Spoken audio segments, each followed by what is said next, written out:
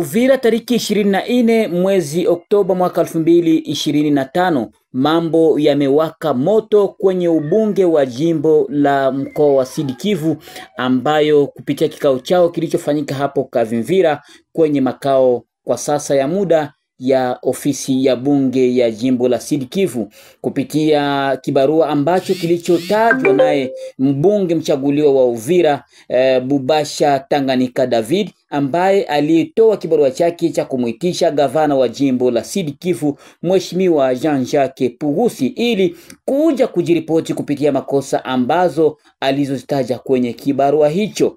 Sasa kwenye ubunge wa jimbo la mkoa wa Sud Kivu, utata ulizuka baada ya kuanzishwa kwa kikao ambacho kilichofanyika hiyo siku ya tano ya tariki 24 mwezi wa 10 mwaka 2025 hapa mjini Uvira, kutokana na malalamiko ya wachaguliwa. Walisema kuwa David Bubasha Tanganyika alikwenda kinyume na sheria baada ya kusaini kibarua hicho ambacho mwenyewe alikwenda kukipeleka na kukisambaza kwenye mitandao ya kijamii, ambapo hakuendana kulingana na sheria. Mchaguliwa wa Fizi Honorable Bumbu Madike Job alikwenda kuomba nafasi kwenye jukwaa, ambapo alipanda na kuweza kuonesha kuwa kibarua hicho ambacho kilichosambazwa na ambacho nakala yao waliweza kuipata kwenye ofisi ya bunge haiendani na matakwa pia kikatiba cha ubunge, kwani majina ambayo yanayoonekana kwenye kibarua hicho yanaonekana kuwa hayakuendana na pia hayakubaliani na sheria. Pia alithibitisha kuwa maandishi ambayo yaliyoandikwa ni moja kati ya nakala ambazo walizozipata hazijibu kwa matatizo, na pia aliweza kuomba isimamishwe hafla jambo hilo la kumuitisha gavana wa jimbo, kwani kibarua hicho hakiko wazi na haiko kamilifu, jambo ambalo lililopelekea wabunge wengi kuweza kukataa na kupinga kibarua hicho ambacho ilimpelekea David Bubasha Tanganyika, baada tu ya kukataa kibarua hicho ambacho kilikataa kuweza kuwakilishwa. Tukujuze kuwa tariki 24 mwezi wa 10 mwaka 2025 Honorable David Bubasha Tanganyika ndipo angehitaji kuweza kusoma kibarua hicho mbele ya wabunge wenzie na ofisi ya bunge ya mkoa wa Sud Kivu. Hapo kulikuwa na fujo ambayo iliyotokea na kusababisha wabunge kuweza kupinga mwanzilisho huo wa mbunge mchaguliwa wa Uvira Honorable Bubasha David Tanganyika. Katika hali hiyo, Bubasha alitoa kadi yake ya uchaguzi, passport yake na kati ya ubunge, akionyesha kuwa majina ambayo yenye kupatikana kwenye nakala hiyo ndiyo haya ambayo yako kwenye nakala ambayo aliyomwandikia, na kuomba wabunge wenzao wawe makini wasidanganywe na mulo. Hapa alitaja kuwa yawezekana kuna kuwa na ile usawishi mkubwa ambao umetokea baada tu ya kupinga hata yeye mwenyewe kumuima neno kuzungumuza kwenye ubunge wa jimbo la Sud Kivu. Hapo spika wa bunge ambaye anayesimamia bunge la mkoa wa Sud Kivu aliweza kushimamisha kikao cha bunge ambacho hakikufanyika na hakikuweza kuendelea kutokana na swala hilo. Baada tu ya kikao hicho kuisha ambacho hakikuleta hata matunda, na kikao kimekasirisha pia baadhi ya raia ambao waliweza kushiriki kwenye kikao hicho. Honorable DJ Katembera azungumuza hapa. Je suis l'honorable Didier Katembera, je suis député provincial élu de la ville de Bukavu. Monsieur Didier Katembera, vous venez d'une plénière et d'interpellation d'ailleurs du gouverneur de province, et vous venez à peine d'adopter la motion incidentielle contre cette interpellation. Vous personnellement, comment vous analysez cette interpellation? Bon, merci d'abord de la parole à m'accorder. On vient d'une plénière qui consistait à travailler sur une motion, donc sur une interpellation qui a été déposée au bureau de l'Assemblée provinciale. Et voilà, l'ordre du jour aujourd'hui ne concernait que le seul point, l'interpellation du gouverneur de province. Et lorsque voilà, on nous a distribué les documents, nous avons vu que d'abord le document avait un problème de forme. Celui qui a déposé ces documents-là a mal écrit les noms. C'est que le nom qui a été sur le document, ce n'est pas le nom d'un député provincial. Et voilà, ça a entaché tous les documents et l'ordre du jour. Donc il y a un problème de forme. Et lorsque vous avez un problème de forme dans un document, les règlements d'entrée de l'Assemblée provinciale est clair, on rejette le document. Et donc l'ordre du jour ne concernant qu'un seul point, malheureusement, il a été rejeté. Et sur 34 députés présents à l'Assemblée provinciale, seulement 29 ont voté pour le rejet de l'ordre du jour, 3 ont voté pour, ont soutenu l'ordre du jour, et 2 malheureusement ils se sont abstenus. Donc l'ordre du jour de cette plénière d'aujourd'hui a été rejeté, et de ce fait la plénière a été reportée pour une autre date ultérieure qui n'est pas connue jusqu'à maintenant, parce qu'il faudra attendre la convocation d'une autre plénière par le bureau définitif de l'Assemblée provinciale. Oui, l'initiateur de cette interpellation qualifie cette adoption d'un coup monté. Vous personnellement, parmi ceux-là qui ont rejeté, qui ont adopté ces rejets, comment vous analysez cette qualification? Bon, moi je ne voudrais pas aller dans la forme, parce que la forme, dans le fond, parce que la forme elle-même est figée. Donc celui qui a écrit l'interpellation a commis de grandes erreurs. La première erreur, c'est lié au nom. Le nom qui a été mis sur le document, ça n'appartient pas à l'Assemblée provinciale. Ça, c'est le premier élément. Et ça fait que voilà, le document n'existe pas. La deuxième erreur, c'est que l'Assemblée provinciale est organisée, a des organes qui fonctionnent formellement. Il est parti lui-même déposer les documents au gouvernement pendant qu'il devrait déposer les documents. Il devrait d'abord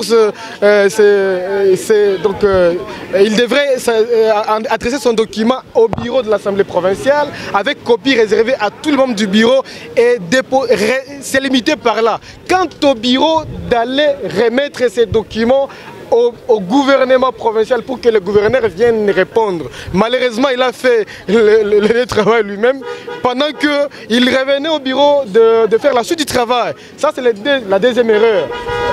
Voilà qui a fait qu'on n'est pas parti dans le fond du document. Parce que si on allait dans le fond, peut-être qu'on retrouverait d'autres problèmes, mais on s'était limité par là.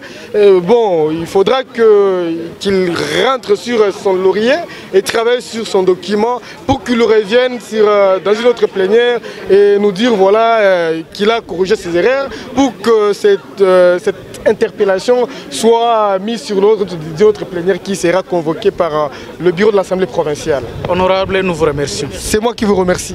Honorable Bubasha David Tanganyika alipata nafasi ya kuweza kuhuzunishwa na jambo hilo ambalo lililochukuliwa, pia maamuzi ambayo yamechukuliwa na mabunge wenzao, huku akithibitisha kuwa pesa zilitengwa ili kuweza kuhakikisha kuwa kile ambacho alichokiandaa kiweze kufeli. Lakini alisema kuwa sitakubali hali yoyote ile itokee, na nina imani kuwa na matumaini nitafungua mdomo wangu ili kuhakikisha gavana wa jimbo la Sud Kivu aweze kuwasili bungeni na kuweza kujieleza kupitia kibarua changu ambacho nilichokianzisha. Mimi ni mchaguliwa wa raia, natakiwa kutumikia raia ili raia iweze kunufaika kwa kazi sisi ambazo walizonituma. Kukataa aliko ya gouverneur, lakini kama kuwaza kwao kuliwapeleka kusaidia gouverneur, mimi naona kama hawakumsaidia gouverneur hata kitu, kwa sababu wameniachia tena ile magriefe ingali pale, na nitaifanyizia kazi zingine, kwa sababu hata kama ni interpellation imekataliwa, nitafanya question orale et débat, na nitaita gouverneur na atakuja. Kwanza hiyo siku atakuwa na muda wa kujiexplique sana, na atashindwa na vya kusema, kwa sababu magriefe zenye ziko ni hizo zenye mko mnasikia kila fasi kwenye anafika anapana mapromesse no teni. Iko anadanganya raia, kama raia yenye haina ba député, haina ba representant légitime. Pale sisi hatutamwitikia. hatutamtikia. Hata kama watu wengine walianza kuatakea action mbele ya wakati, haikukuwa motion ingepeleka watu wanachagua kwenda kwake wala abaki, lakini ilikuwa ikingaliki interpellation aje ajieleze. Na kwa sababu wameanza ogopa, le fait ya rejet ya hii motion ya hii interpellation inaonyesha kwamba yeye gouverneur na chama chake wote wameogopa, kwa sababu mule mulikuwa vyuma vikali vya vita, na kaogopa, kaona hapana, hii vita hata viweza. Ndio maana amefanya njia zingine kusudi aetufe action parlementaire. Il est vrai, leo tumeona basi majorité parlementaire imeopte kureje parce que wamesema kama ni kulikuwa erreur materiel, lakini wakati na waonyesha piesi wao wanakataa, wasinipatie wakati wa kuongea. Yaani walikuwa wanaandaa kitu mbele ya sisi kufika hapa, na ile imenikwaza sana na imenipatia tena nguvu zaidi za kuchapa kazi ambayo hiyo raia imenipatia. Ndio, katika kibarua hicho mulikuwa munalazwa matakwa ya raia ambao ulionana nao mbele ya kuandika kibarua hicho. Je, unaweza kamilisha hapa mbele ya maiki zetu kama ofisi ya bunge imepita kinyume ya matakwa ya raia? Ofisi ya bunge, na ninawaza mkuu iko hapa pembeni anasikia, na wao inawezekana wamekula sumu, kwa sababu ni vigumu sana initiateur anapandisha mkono, anaomba aongee, lakini hakupewa na muda wa kuongea. Nimesimama na nikalalamika sana, nikaonyesha hata na mapièces d'identité zangu, carte d'électeur na passeport na carte ya legitimation ya député, zote zilikuwa pale na ile majina, lakini hawakuitika kunipatia hata na muda wala kucontrol zile carte d'identité zilikuwa nazo. Ikaonekana kwamba inawezekana wamekula sumu, na kwa sababu ya hiyo wajiandae, kwa sababu kunakuwa ma actions zingine zinawalenga wao wa membre wa bureau. D'ici là mutatusoma, sio kusema tunataka kudestabiliser province, hapana, wala kudestabiliser institution provinciale, hapana. Tunatembea kwa sharti, tunatembea kwa norme, tunatembea chini ya uongozi wa reglement, na ni ile kama yeye mwanamemba wa bureau amekanyaga sheria itamupinir. Kama yeye député akikanyaga sheria itamupinir. Et donc d'ici là mutatusoma kwa petition, mutatusoma na kwa action parlementaire zingine zenye tutaadresse kwa gouverneur Prof Jean-Jacques Purusi Sadiki, atakuja hapa na atajieleza kwetu sisi wa representant legitime ya peuple. Honorable, unashtumiwa na wenzako kuwa umeenda kinyume na reglement d'ordre intérieur ya Assemblée provinciale. Unachukulia hiyo matamshi namna gani? Nimevunja article gani ya reglement kama nimekwenda pembeni? Au kuambia article yenye mimi nimevunja? Waambie nayo. Hakuna hata article moja yenye nimevunja. Hakuna. Na kwa sababu ya nini wameipangilia leo tuichambue wakati nimekwenda kombo na reglement? Kwa sababu ya nini? Wako wanajikontredire wenyewe na wamekula sumu. Mimi nawaambia wamekula sumu. Na ile sumu tutawafanya waitapike. Wewe mwenyewe ulienda kudepose ile kibarua kwa governor, alors que ile sio kazi yako. Article gani ya reglement yenye nakataza vile? Niambie.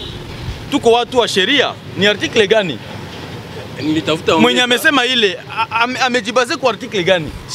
Sio kama dans 15 ans mnafanya mabaya, mnabakia tu mwele mabaya, mnakuwa nawaza hiyo mabaya ndio mazuri. Unasikia? Wakati watu wanapenda kufanya mazuri, hiyo mabaya mnafanya dans 15 ans, mnaionesha hiyo ndio sie tunafanyaka tu hivi. Kisi wanasemaka toujours mu français. Nous on a toujours fait ça. Mais sasa wewe wakati unakuja unakorije hiyo mabaya yao wanajua ni mazuri, inakuwa vibaya. Mnasikia hiyo kitu nasema?